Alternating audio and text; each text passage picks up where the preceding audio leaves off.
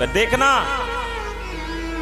हमें उपवास व्रत तप कैसे करना चाहिए, ध्रुव जी से सीखने की आवश्यकता है। ध्रुव जी ने कैसे आरंभ की अपनी तपस्या, तपश्चर्या, उपासना भगवान की, सुनना बड़े ध्यान से कि त्रिरात्रांते तिरात्रांते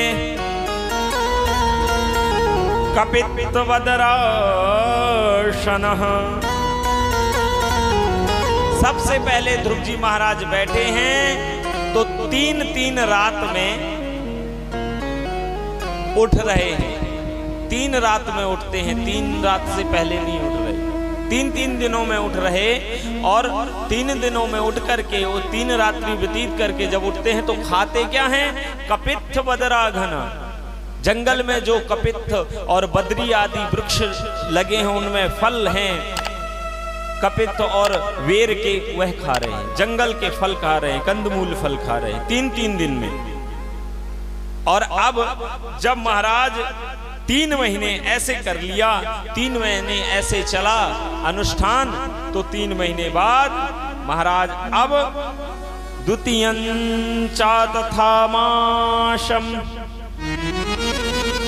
षष्ठे षष्ठेर्भको दिने। 3-3 दिनों का उपवास 1 महीने तक किया। और जब दूसरा महीना लगा तो 6-6 दिन में उठ रहे हैं। और अब 6-6 दिनों में क्या खा रहे हैं? षष्ठे षष्ठे अर्भको दिने। अब भक्ष महाराज 6-6 दिन में महाराज श्री ध्रुव जी महाराज वहां पर केवल पत्तियां खा रहे हैं, बिल्व पत्र, तृण पत्र, तुलसी दल, ये सब खा करके रह रहे हैं। तीसरा महीना जब लगा, तृतीयं चानयन माशम नवमे हनी। तीसरा माह जब आरंभ होता है तो 9 दिन में उठ रहे ध्रुव जी महाराज। और खा क्या रहे हैं? कह रहे हैं अब भक्ष उत्तम श्लोका। यमुना जी का केवल जल पी करके रह रहे हैं 9 दिन। ऐसा 3 महीने तक चला। चौथा महीना चतुर्थमपि वै मासम द्वादशे हनी। अब 12 दिन में उठ रहे हैं चौथे महीने से। और खा क्या रहे हैं महाराज? वायु भक्षो जितश्वासो। केवल वायु पी कर रह रहे हैं, उसमें भी 12 दिन में 1 बार।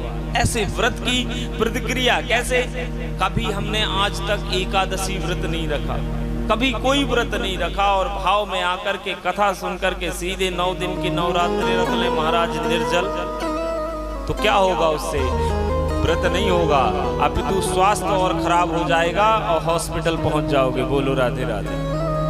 इसलिए क्रमशः भगवान का व्रत, भगवान की उपासना धीरे धीरे की जाती है, जितना शरीर सह सके। और जब हम उस स्थिति पे पहुंच जाएं तो ध्रुव जी महाराज 5वें महीने में जैसे आए हैं, जैसा 5वें महीना लगा है, तो कहते हैं 5वें मासे अनुप्राप्ते चितश्वासो नृपत्मजः ध्यायन् ब्रह्मपदैकैनो तस्थौ स्थाणुरिवाचलः। 5वें महीने में पहुंचे हैं तो प्राणवायु को अवरुद्ध कर लिया है महाराज। और प्राणवायु अवरुद्ध करके बैठ गए हैं जब, तो कहते हैं सुखदेव भगवान संपूर्ण वायुमंडल की वायु रुक गई, स्तब्ध हो गई। देवता लोग चिल्लाने लगे कि हे प्रभु बचाओ। नैवं विदामो भगवतः प्राणरोधो चराचरस्याखिल सत्त्वधाम्नः विदेहि तन्नो वृजिनात् विमोक्षम् प्राप्ता वयं त्वां शरणं शरण्यं हे प्रभु रक्षा करें, कृपा करें, सारे संपूर्ण सृष्टि की प्राणवायु अवरुद्ध हो गई है। हम लोग प्राणों के लिए पाहे पाहे करते हुए आपके चरणों में आए हैं, हमारी प्राण रक्षा करें। भगवान कह रहे हैं क्या हो गया, कैसे ये प्राणवायु अवरुद्ध हो गई? तो देवतागण कह रहे हैं नैवं विदामो भगवत प्राणरोधम, हम नहीं जानते प्रभु कि ये संसार की प्राणवायु कैसे रुक गई, ये वायु कैसे रुक गई, हमें नहीं ज्ञात, हम बिल्कुल नहीं जानते। भगवान ने ध्यान किया, भगवान कह दिए माँ भैष्टबालम तपसो दुरतया, मुझे पता चल गया कि उत्तानपाद का पुत्र आज उस मेरे परम पद के पाने हेतु मेरे ध्यान के लिए वह ऐसी सत्ता लगा करके बैठा है कि अपनी प्राणवायु अवरुद्ध कर लिया, जिसके चलते संपूर्ण जगत की प्राणवायु अवरुद्ध हो गई है।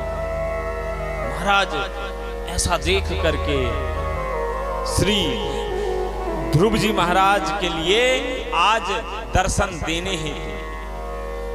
भगवान गरुड़ में बैठ करके चल रहे हैं। सुखदेव भगवान कह रहे हैं हे परीक्षित, आज भगवान दर्शन देने नहीं जा रहे हैं, तो बोले दर्शन लेने जा रहे हैं। मदोर्वनम भृत्य दिदीक्षया गतः, भगवान दर्शन की इच्छा से दौड़े हुए चले जा रहे हैं कि वह कौन सा बालक है जो ऐसा परम ध्यान किया कि सारे संसार की प्राणवायु अवरुद्ध हो गई। महाराज ऐसा कौन सा ध्यान किया है, ये देखने के लिए दौड़े हैं ठाकुर जी। और आज जाकर के ध्रुव महाराज के समकक्ष खड़े हो गए, आगे जाके खड़े हो गए, लेकिन ध्रुव जी महाराज को ऐसा ध्यान लगा है कि आंखें ही नहीं खोल रही। भगवान समझ गए कि जब तक इसके अंतस्थ जो अंदर मेरी मूर्ति विराजित है उसको लुप्त नहीं करूंगा, तब तक ध्रुव आंखें नहीं खोलेगा। तो महाराज जब उन्होंने देखा ऐसा, श्री ठाकुर जी ने ऐसी कृपा की, जो ध्रुव जी महाराज के हृदयस्थ ठाकुर जी थे वो लुप्त हो गए, अंतर्धान हो गए। तो अचानक ध्रुव जी चौंक गए और आंखें खोली तो जो प्रतिमा अंदर थी वही संपूर्ण स्वरूप में ठाकुर जी सामने विराजमान थे। बोले भक्त वत्सल भगवान की।